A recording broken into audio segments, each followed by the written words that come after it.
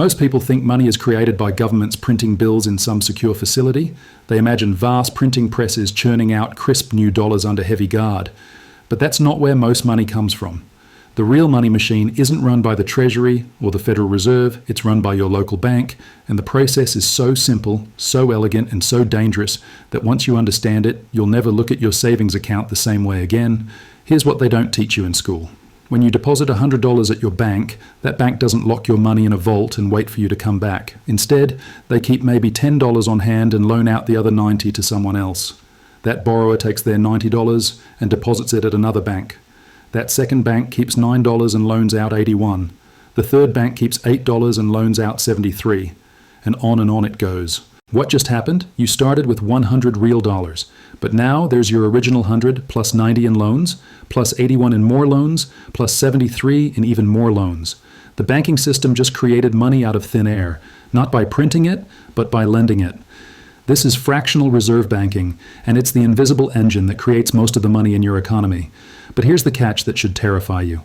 All those new dollars floating around the system, they're backed by nothing more than promises. Promises that borrowers will pay back their loans, promises that depositors won't all show up at once demanding their money, promises that the whole elaborate house of cards won't come crashing down when people lose faith in the system. And throughout history, those promises have been broken again and again.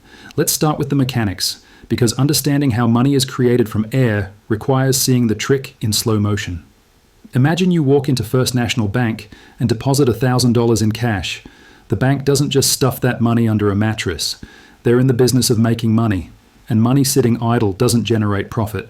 So they take your $1,000 and immediately start calculating how much they can lend out. Under fractional reserve banking, banks are required to keep only a small fraction of deposits on hand as reserves. In the United States today, that fraction is typically 10% for large banks. So your $1,000 gets divided. 100 stays in the vault as reserves. 900 gets packaged into loans and sent out the door to borrowers. But here's where it gets interesting. When someone borrows that $900, they don't stuff it under their own mattress. They deposit it in a bank account, probably at a different bank. Let's call it Second National Bank. Now, Second National has a new deposit of $900. They keep 10%, $90 as reserves. The remaining $810 gets loaned out to new borrowers. Those borrowers deposit their $810 at Third National Bank. The cycle repeats. $81 stays as reserves. $729 goes out as new loans. And on the process continues, each bank creating new money by turning deposits into loans. The mathematics are stunning. That original $1,000 you deposited doesn't just stay as $1,000 in the system. Through this fractional reserve multiplier effect, it becomes the foundation for $10,000 in total money supply. $1,000 in reserves scattered across all the banks, and $9,000 in loans floating through the economy as spending power. 10 times more money than what actually existed before you made that first deposit. Money created not by printing presses, but by accounting entries. Digital dollars that exist only as numbers in computer systems, backed by nothing more than the faith that borrowers will pay them back. This is how most money in modern economies actually comes into existence. Not through government mints or central bank printing presses, but through the everyday lending activities of commercial banks. In the United States, roughly 90% of all money in circulation was created this way. Your paycheck, your mortgage payment, your credit card debt, most of it traces back to some bank somewhere deciding to create new money by making a loan. The system works smoothly as long as everyone plays their part. Borrowers repay their loans with interest. Depositors leave their money in the bank instead of demanding it all at once. New deposits keep flowing in to replace the money that gets loaned out. It's a delicate dance of confidence and timing. But what happens when the music stops? What happens when borrowers can't repay their loans? What happens when depositors lose faith and demand their money back? What happens when people realize that the money they thought was safely stored in bank vaults was actually loaned out to strangers years ago? The answer is always the same. The system that creates money from air can make that money vanish just as quickly. And when it does, entire economies can collapse overnight. This isn't theoretical speculation, it's historical fact. Bank runs have destroyed economies for centuries, precisely because fractional reserve banking creates an impossible promise. Banks promise that your money is safe and available whenever you need it. But they have already loaned most of it to other people. Both promises cannot be true at the same time. The problem becomes visible when large numbers of depositors show up simultaneously demanding their cash. The bank looks at its books and realizes a terrifying truth.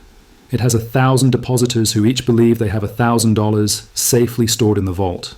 But the vault contains only $100,000 in actual reserves. The other $900,000 exists only as loan agreements and digital accounting entries. When enough people understand this contradiction and act on it, the entire fractional reserve system can unravel in a matter of hours. The first recorded bank run happened in ancient Rome, but the pattern has repeated in every century since. England faced devastating runs in the 1700s. America watched banks collapse throughout the 1800s. The Great Depression saw thousands of banks fail in a single decade, and each time, the story is the same. Confidence cracks, panic spreads, and the money that seemed so real suddenly evaporates. But modern banking has evolved beyond simple deposits and loans. Today's fractional reserve system operates on a scale that would have been incomprehensible to bankers just 50 years ago. The multiplication of money has become industrial, automated, and global, and the stakes have grown accordingly. Consider what happens when a major bank decides to expand its lending. Let's say Megabank receives $10 billion in new deposits from a corporate client. Under the 10% reserve requirement, they keep $1 billion as reserves and have $9 billion available to loan. But they don't just make $9 billion worth of individual mortgages and car loans. They package those loans into complex financial instruments, sell them to other institutions, and use the proceeds to make even more loans. This is where fractional reserve banking intersects with modern financial engineering. The original $9 billion in loans becomes the collateral for new borrowing. Investment banks buy these loan packages and use them as reserves for their own lending. Insurance companies write policies against the loans. Pension funds invest in bonds backed by the loan payments. Each step in this chain creates new layers of money, all built on top of that original $10 billion deposit. The multiplier effect that once turned $1,000 into $10,000 can now turn $10 billion into hundreds of billions. Money gets created not just through traditional bank lending, but through derivatives, securities, and financial instruments so complex that even the people trading them don't fully understand what they represent. And here's the part that should keep you awake at night. All of this newly created money carries the same fundamental weakness as the simple fractional reserve system. It exists only as long as people believe in it. The derivatives are backed by securities. The securities are backed by loans. The loans are backed by borrowers' promises to pay. And the borrower's ability to pay depends on an economy that continues to function smoothly. When any link in this chain breaks, the entire structure can collapse with shocking speed. We saw this in 2008 when mortgage-backed securities, complex financial instruments built on thousands of individual home loans, suddenly became worthless. Banks that had seemed rock solid discovered that billions of dollars in assets were actually worth nothing. The money they thought they had created through fractional reserve lending vanished overnight. But the 2008 crisis was just a preview.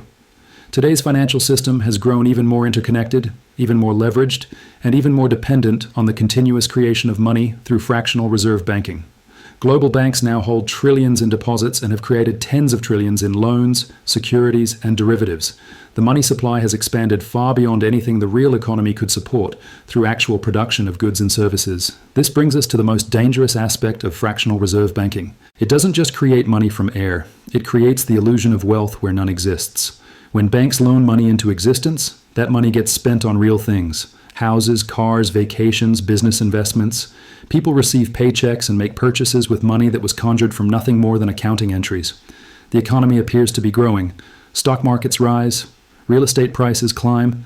Everyone feels richer. But underneath this prosperity lies a fundamental contradiction. The money driving all this economic activity was created through debt. Someone, somewhere, owes every dollar that gets spent. And the total amount owed always exceeds the total amount of actual money in the system. This is the mathematical impossibility at the heart of fractional reserve banking. If banks create money by making loans, and every loan must be repaid with interest, then the total debt in the system will always exceed the total money supply. It's impossible for everyone to pay back what they owe, because there literally isn't enough money in existence to do so. So, what does this mean for you? It means that every dollar in your bank account exists because someone, somewhere, went into debt to create it. The money you think you own is really just your share of a collective IOU. The system works as long as confidence holds, but confidence is fragile. And when it breaks, the money that seems so solid vanishes back into the air it came from. The banks know this. The government knows this. The question is whether you'll understand it before the next inevitable collapse. If this opened your eyes to how money really works, hit subscribe. The truth is always hidden in plain sight.